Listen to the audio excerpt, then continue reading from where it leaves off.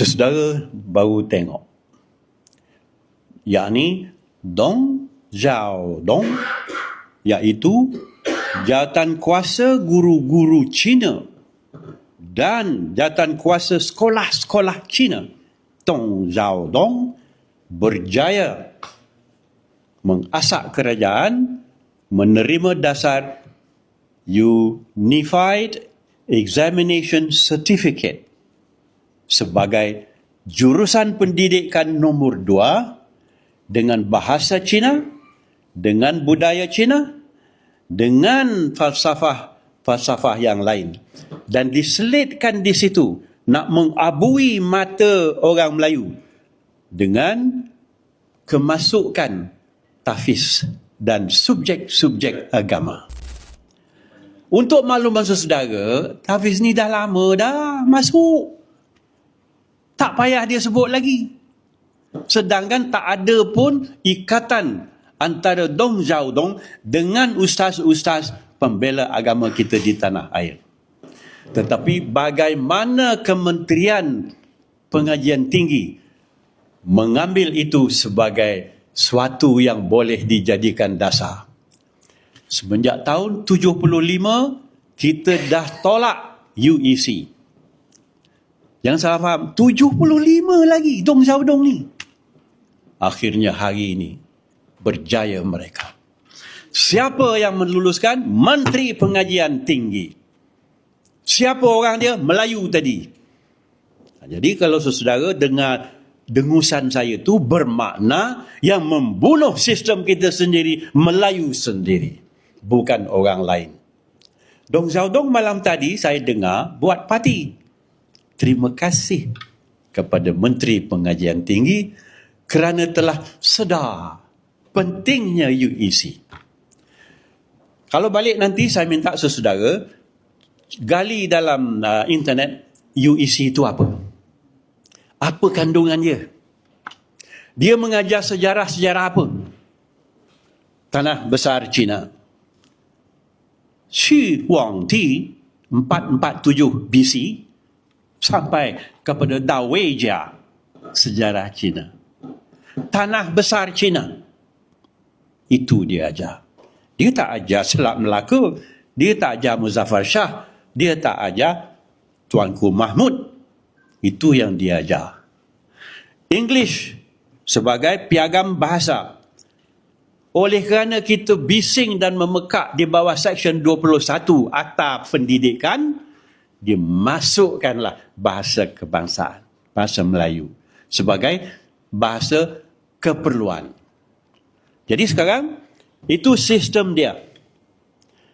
Sistem untuk orang Tionghoa yang dikepalai oleh Universiti Tengku Abdul Rahman, TAR dan lain-lain.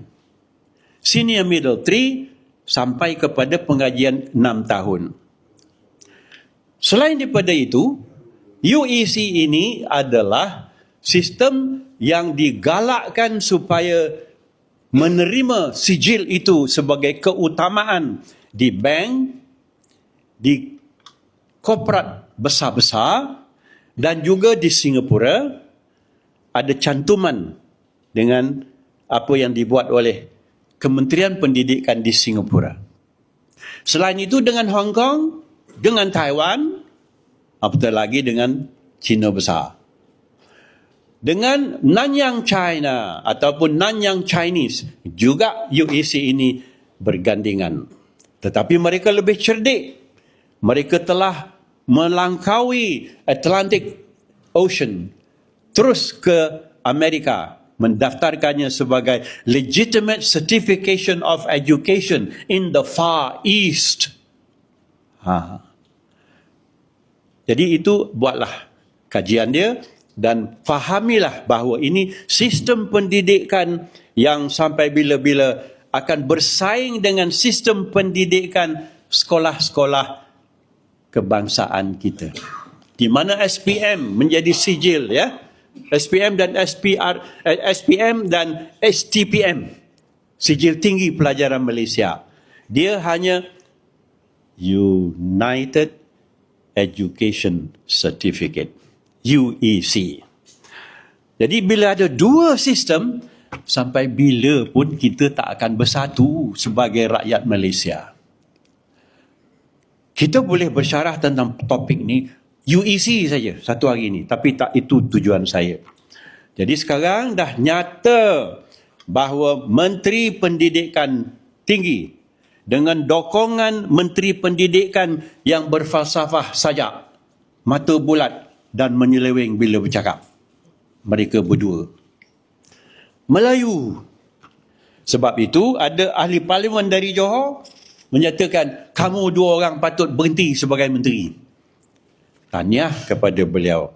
Tetapi yang depan kita hari ini, negara kita sudah diambil alih oleh manusia yang tidak lagi sejatinya dengan kewarganegaraan kita. Dan anak-anak kita masa depan tak tahulah sama ada nak memilih UEC ataupun STPM ataupun SPM. Baik. Dengan itu, cabaran yang muncul sekarang ialah lama-lama orang Cina tak sekolah di sekolah kebangsaan lagi. Sekarang pun dah hilang. Mereka akan semua buat sekolah UEC. Kita masih dengan kebangsaan kita, kita masih dengan akta pendidikan kita, tapi menteri pun tak baca akta tu.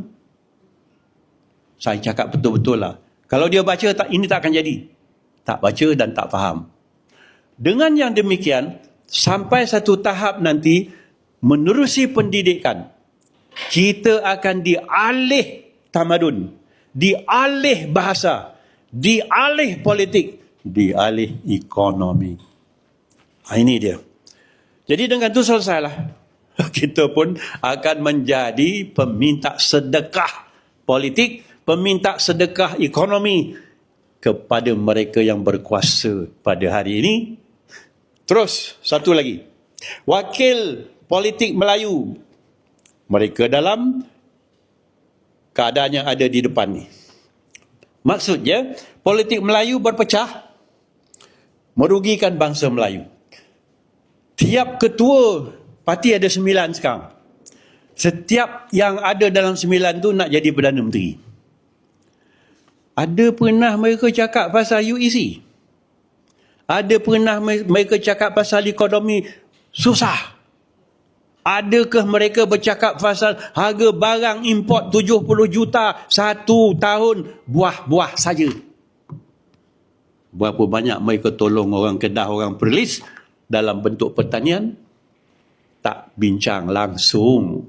Yang bincang, pecat orang itu, pecat orang ini. Pecat punya pecat, pecat punya pecat. Tinggal 6 ahli parlimen dalam parti itu. Ini kerja apa? Jawab oleh saudara. Selain daripada itu, UMNO-nya ada bersuara tak UEC tadi? Tak ada. Apa jadi? Katanya 3.2 juta orang jadi ahli. Tak ada satu suara pun.